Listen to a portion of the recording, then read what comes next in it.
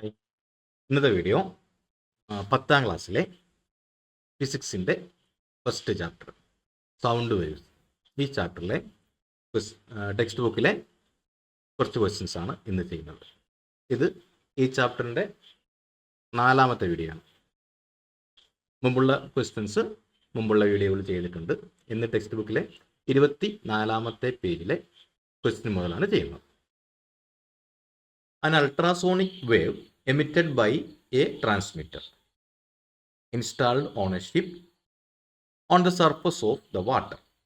ഒരു ട്രാൻസ്മിറ്ററിൽ നിന്നും ultrasonic sound പുറപ്പെടുന്നു ഒരു കപ്പലിൻ്റെ, അതായത് വെള്ളത്തിൻ്റെ സർഫസിലുള്ള ഒരു കപ്പലിൽ നിന്നും ഈ സൗണ്ട് അൾട്രാസോണിക് വേവ് പുറപ്പെടുന്നു.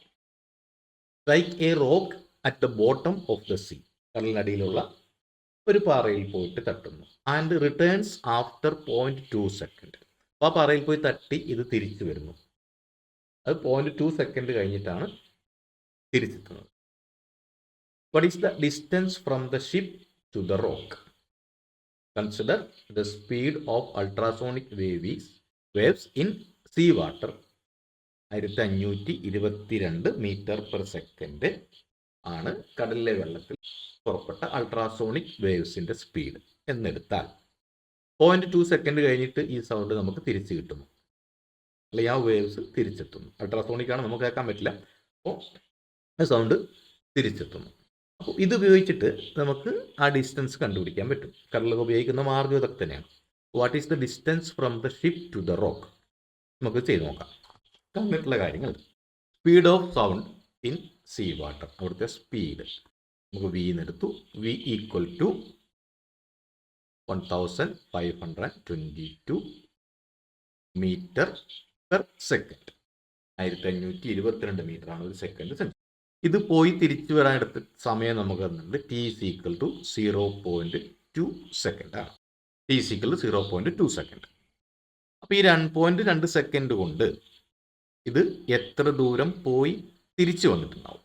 അപ്പോൾ അതിൻ്റെ പകുതി നമുക്ക് എടുത്താൽ മതി. Distance to the bottom of the sea from the ship, അതായത് പാറയിൽ പോയി ഇടിച്ച പറയാനായിട്ടുള്ള ഡിസ്റ്റൻസ്.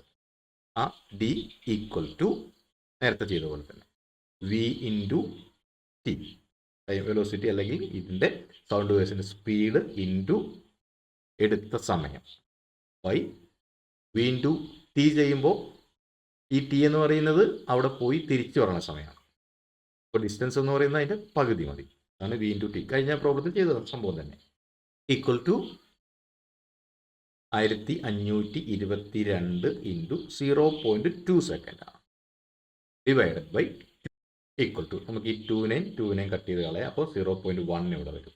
1522 ഇൻറ്റു 0.1, അതായത് 152.2 മീറ്റർ ആണ് ആ ഡിസ്റ്റൻസ്. 152.2 മീറ്റർ ഡിസ്റ്റൻസിലാണ് ആ പാറയുള്ളത്, അല്ലെങ്കിൽ കടലിൻ്റെ അടിഭാഗമുള്ളത്.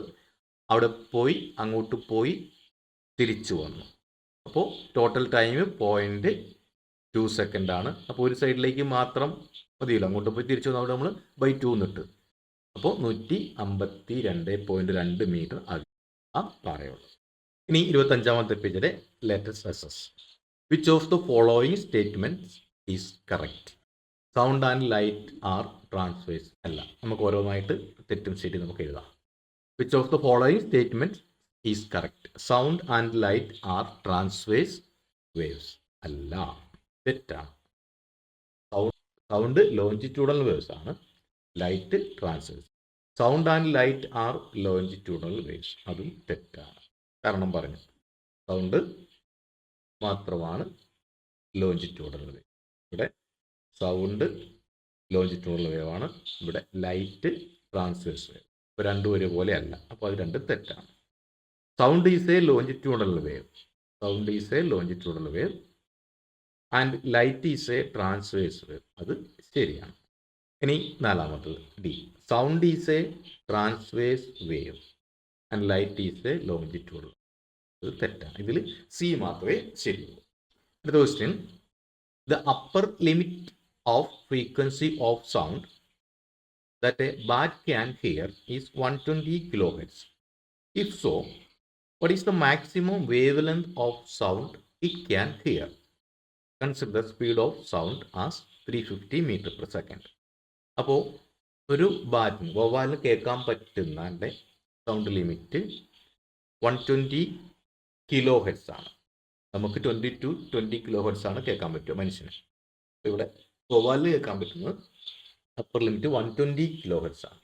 അപ്പോൾ മാക്സിമം എത്ര വേവിൽ നിന്നുള്ള സൗണ്ട് ഇതിന് കേൾക്കാൻ പറ്റും? അപ്പോൾ സൗണ്ടിൻ്റെ സ്പീഡ് 350 മീറ്റർ പെർ സെക്കൻഡ് എടുക്കാം. തന്നിട്ടുള്ള കാര്യങ്ങൾ നമുക്ക് എഴുതാം. Speed is equal to 350 metre per second. Frequency തന്നിട്ടുണ്ട്. F is equal to upper limit frequency 120 kilo hertz ആണ്. കണ്ടുപിടിക്കേണ്ടത് വേവ് ലെന്താണ്. ലാംഡ ഈക്വൽ ടു എത്ര തന്നിട്ടുള്ള കാര്യങ്ങൾ എഴുതി വെച്ചു. ഇനി നമ്മൾ ഇങ്ങനെയുള്ള ക്വസ്റ്റ്യൻ കിട്ടി നമുക്ക് ചെയ്യേണ്ടത്, നമുക്ക് വി അറിയാം, എഫ് അറിയാം, ലാംഡ അറിയാം.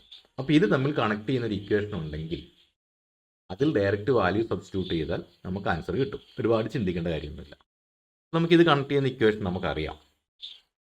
V is equal to F ലാംഡയാണ്. നമുക്ക് കണ്ടുപിടിക്കേണ്ടത് ലാംഡയാണ്. അപ്പോൾ ഈ എഫിനെ ഇപ്പുറത്തേക്ക് മാറ്റിയാൽ അപ്പോൾ എന്ത് ചെയ്യാം? V by F equal to ലാംഡയാണ്. നമുക്കിവിടെ എഴുതാം ലാംഡ ഈക്വൽ ടു, അത് വി ബൈ എഫ് ആണ്, ഈക്വൽ ടു വി തന്നിട്ടുണ്ട് 350 350 ഡിവൈഡഡ് ബൈ എഫ് എന്ന് പറയുന്നത് 120 120 കിലോ ഹെർട്സ് ആണ്. അപ്പോൾ 120 ഇൻറ്റു 1000 കിലോ, 120 ഹെർട്സ് അല്ല 120 കിലോ ഹെർട്സ് ആണ്. അപ്പോൾ നമ്മൾ എല്ലാം ഒരു യൂണിറ്റിലേക്ക് മാറ്റണം. ഇവിടെ സ്പീഡ് നമുക്ക് മീറ്റർ പെർ സെക്കൻഡിലാണ് തന്നിരിക്കുന്നത്. സ്റ്റാൻഡേർഡ് യൂണിറ്റ് അവിടെ മീറ്റർ പെർ സെക്കൻഡാണ്. ഫ്രീക്വൻസിയുടെ സ്റ്റാൻഡേർഡ് യൂണിറ്റ് ഹെഡ്സ് ആണ്, പക്ഷെ നമുക്ക് തന്നിരിക്കുന്നത് കിലോ ഹെഡ്സിലാണ്. അതുകൊണ്ട് തന്നെ അത് ഇൻറ്റു 1000 ചെയ്യണം. ഈക്വൽ ടു 35നെ 12 കൊണ്ട് ഹരിച്ചാൽ നമുക്ക് കിട്ടുന്നത് 2.92 2.9166 അങ്ങനെ പോവും. അപ്പോൾ 2.92 ഡിവൈഡഡ് ബൈ 1000 ഈക്വൽ ടു, അതിനെ നമുക്ക് 10ൻ്റെ പവറിലേക്ക് മാറ്റി എഴുതാം.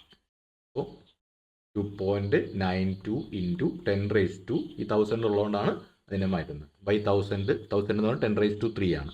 അപ്പോൾ ബൈ 1000 ആവും 10⁻³ ലാംഡ വേവ് ലെന്താണ്? മീറ്ററാണ്.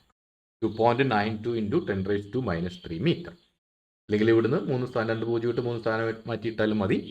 2.9 2/1000 അത് SI യൂണിറ്റിലേക്ക് മാറ്റി എഴുതാണ്. 2.92 ഇൻറ്റു 10⁻³ മീറ്റർ.